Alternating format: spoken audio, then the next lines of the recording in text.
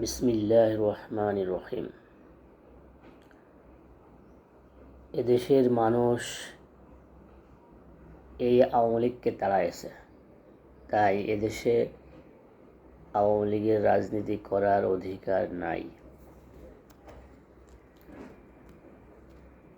এই আওয়ামী লীগ 2006 সালে তৎকালীন বিএনপি জামাত জোট সরকারের মেয়াদের শেষ দিনে জামাতের একটা সমাবেশ ছিল। সেখানে তারা লগি বৈঠা দিয়ে একটা সন্ত্রাসী আক্রমণ করে ও নিরস্ত্র জামাত শিবিরের ছেলেদেরকে নির্মমভাবে হত্যা করে। অসংখ্য ছাত্র শিবির এবং জামাতের নেতার কর্মী নিহত হয় এবং অসংখ্য আহত হয়। এরপর তারা নিয়ে আসে আন্দোলন করে, ভাঙচুর আন্দোলন। তৎকালীন কেয়ারটেকার সরকার মঈনুদ্দিন এবং ফখরুদ্দিনকে নিয়ে আসে এবং তারা বলে যে এই কেয়ারটেকার সরকার আমাদের আন্দোলনের ফসল।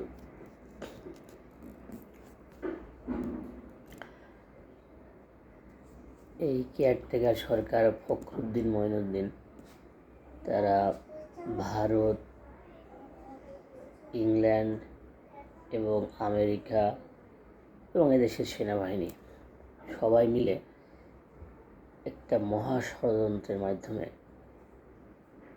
আওয়ামী লীগকে ক্ষমতা নিয়ে আসে। এই আওয়ামী লীগ 9 সালে সরকার গঠন করে এবং সরকার গঠন করার পর তারা প্রথমেই টার্গেট করে এদেশের চৌকস দেশপ্রেমিক সেনাবাহিনীকে এবং তারা বিডিআর বিদ্রোহের নামে অসংখ্য সেনা অফিসারদেরকে হত্যা করে।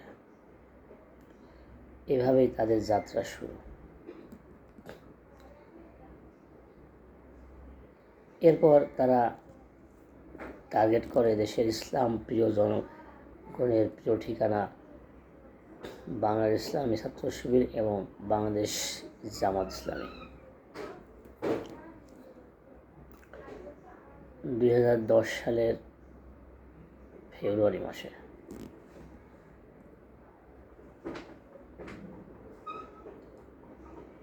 তৎকালীন স্বরাষ্ট্রমন্ত্রী সাহারা খাতুনের নেতৃত্বে একটা শিরোনাম অভিযান চলে। এই শিরোনাম অভিযানে অসংখ্য ছাত্র তাদের জীবন দেয় এবং অসংখ্য ছাত্র তারা আহত হয়, পঙ্গু হয়। এরপর বাংলাদেশ জামাত ইসলামীর শীর্ষ নেতৃবৃন্দকে একে একে গ্রেপ্তার করা হয়।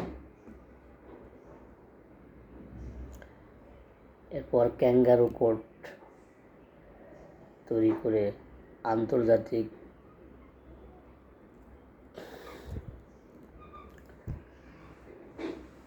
একটা ক্যাঙ্গারু কোর্টকে তারা আন্তর্জাতিক মানে চালাই দিয়ে এদেশের ইসলাম প্রিয় মানুষের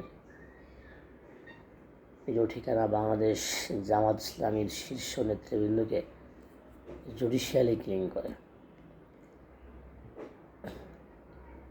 এভাবেই জামাতের নেতৃত্ব শূন্য করে দেয়। এরপর 2013 সাল 5ই মে শাপলা চত্বরে হেফাজতের প্রোগ্রামে গণহত্যা চালানো হয়। এখানে অসংখ্য হাফেজ আলেমদেরকে হত্যা করা হয়। এভাবে করে তারা 2014 সালের 5 জানুয়ারি একটা এককভাবে নির্বাচন দেয়। বিরোধী দলকে রেখেই তারা জোর করে আবারও ক্ষমতায় আসে। এরপরের ঘটনা আরও মর্মান্তিক। তখন টার্গেট করে ছাত্র শিবিরকে, ছাত্র শিবিরের নেতাকর্মীদেরকে ধরে 1 মাস 1.5 মাস গুম করে রাখে।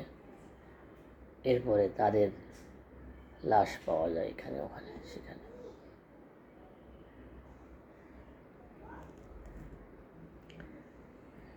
এভাবেই তারা বাংলাদেশ জামাত ইসলামের উপরে এবং ইসলামী ছাত্র শিবিরের উপরে নির্মম নির্যাতন চালায়।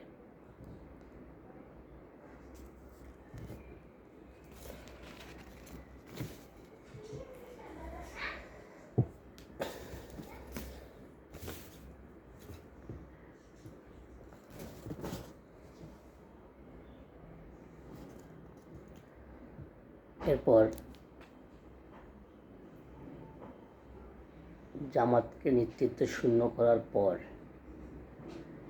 তারা বিএনপির উপরে আক্রমণ করে। বিএনপির একে একে নেতৃবৃন্দকে গ্রেপ্তার করে শত শত হাজার হাজার মামলা দেয় তাদেরকে, এবং তাদের ছাত্র সংগঠন ছাত্র দলের নেতাদেরকেও ঠিকই ছাত্র শিবিরের নেতাদের মতো ক্রস ফায়ার করে, ঠান্ডা মাথায় গুলি করে তারা ক্রস ফায়ার নামে চালায় দেয়।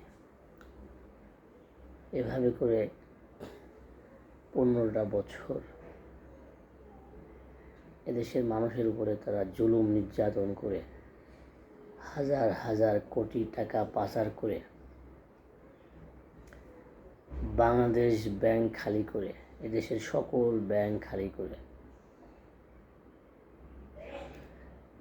রিজার্ভ শূন্যের কোটায় নিয়ে আসে।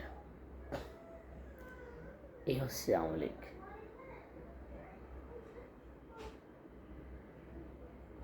ন্যূনতম বিবেক বোধ যাদের আছে তারা কিভাবে এই আওয়ামী লীগ করতে পারে?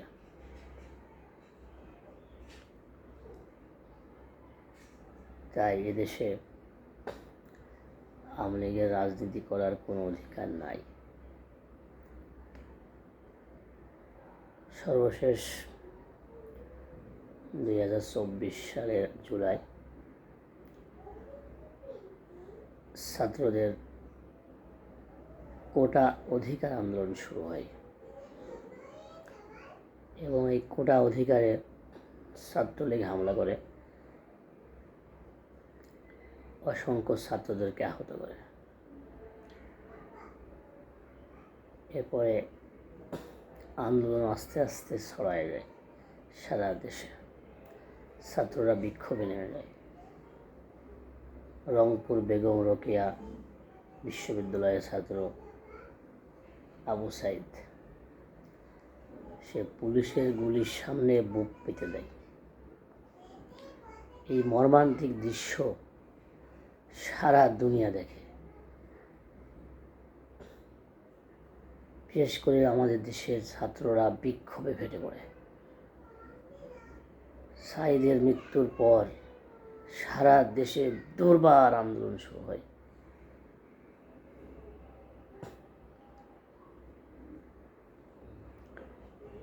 এরপরে পুলিশের নির্বিচারে গুলি, হেলিকপ্টার থেকে গুলি, হাজার হাজার ছেলেরা জীবন দেয়, আহত হয়। তাদের রক্তের উপরে এদেশ ভাসতে থাকে। সর্বশেষ 5 তারিখে কারফিউ ঘোষণা করা হয়। 5ই আগস্ট কারফিউ ঘোষণা করা হয়। এই কারফিউ ভেঙে ছাত্র জনতা যখন রাস্তায় নেমে আসে, তখন এই স্বৈরাচারী হাসিনা দেশ থেকে পালায় যায়, তাদের নেতারা পালায় যায়। সুতরাং এদেশে আওয়ামী লীগের রাজনীতি করার অধিকার নাই। আল্লাহ হাফেজ। আসসালামু আলাইকুম।